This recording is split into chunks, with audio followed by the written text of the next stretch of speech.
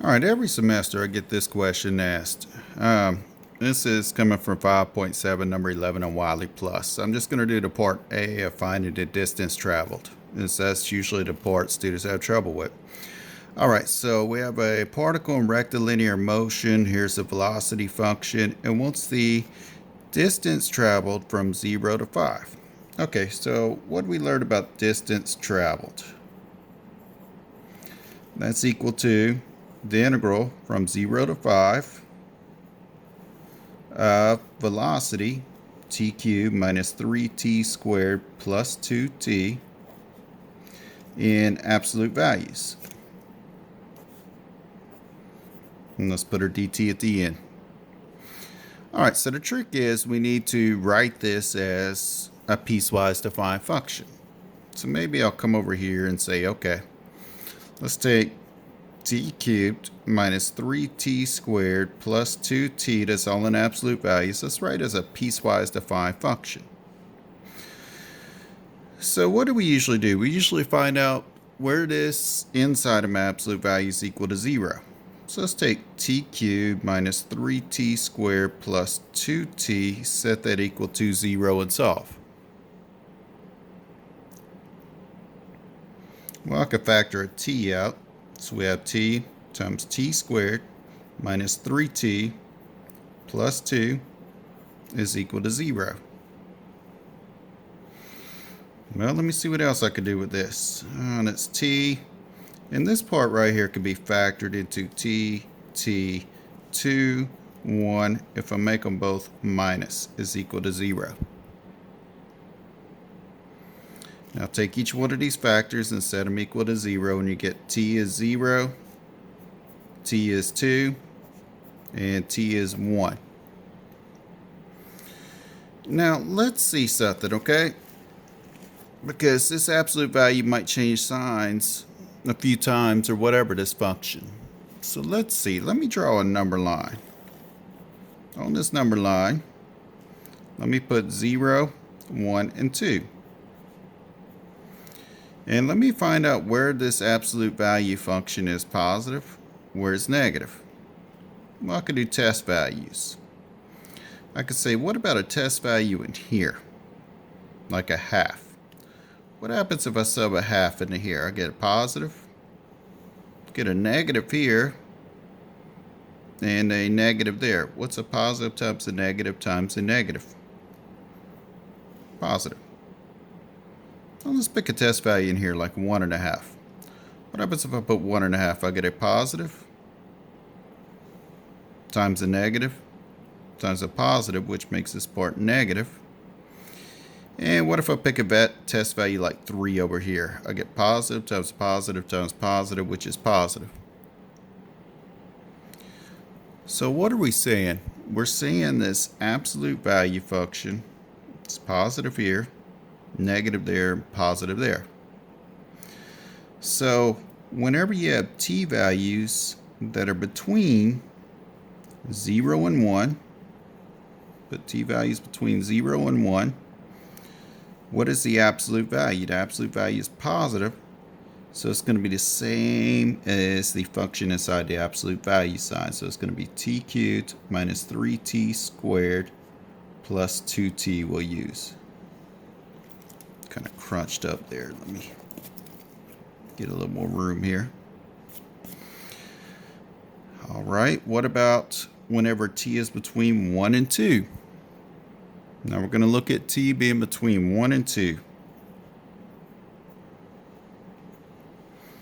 Well, it's negative. So what I want to do is I want to use the opposite of what's in this absolute value sign. Opposite of t cubed minus 3t squared plus 2t. And what about whenever we're from 2 on? T is greater than 2. We're in a positive, so we're going to use what's in the absolute value signs. T cubed minus 3t squared plus 2t. If this is confusing, go back and look at these simple ones that we did when we first started integrating absolute values, and then work one of these. All right, so what does this mean as far as integrating this function right here? So we're going to integrate it first of all. Instead of from 0 to 5, we're going to go from 0 to 1. Then we're going to go from 1 to 2, plus the integral from 1 to 2. Then we're going to go with the integral from 2 to 5, plus the integral from 2 to 5 here. Now from 0 to 1, I use this piece, t cubed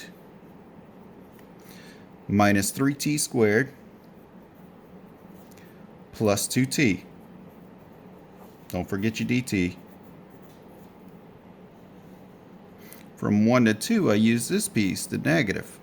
So I'm going to say negative t cubed minus 3t squared plus 2t dt. And from 2 to 5, I'm going to use this piece, t cubed minus 3t squared plus 2t dt. All right, so we just integrate each piece now. So this is t to the 4th over 4 minus t cubed plus t squared, and we're going to run that from 0 to 1.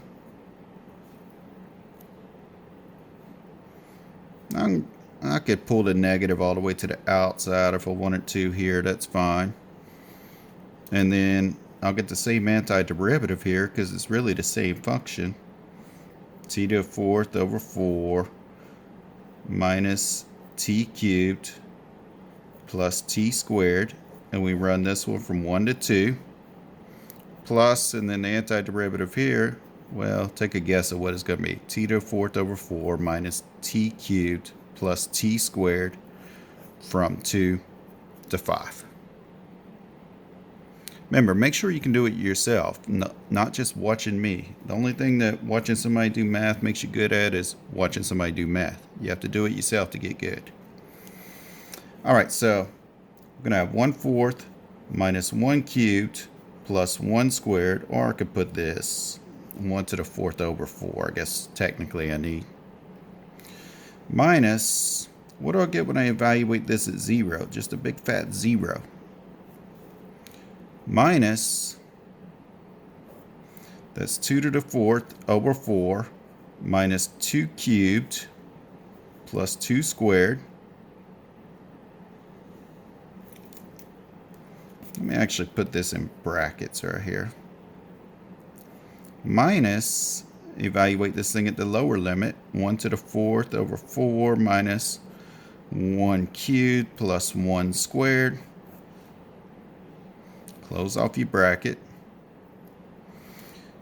Plus,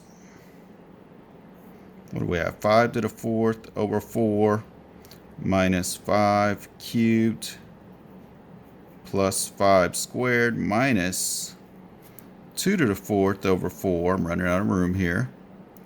Minus 2 cubed plus 2 squared, close all parentheses. Whenever you put this all in your calculator and so forth, remember this part we said, let's just put it in our calculator and calculate what we get instead of wasting our time.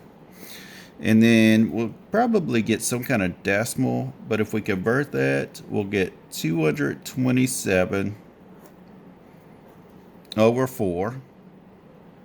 Remember how we convert it? We do math, enter, enter.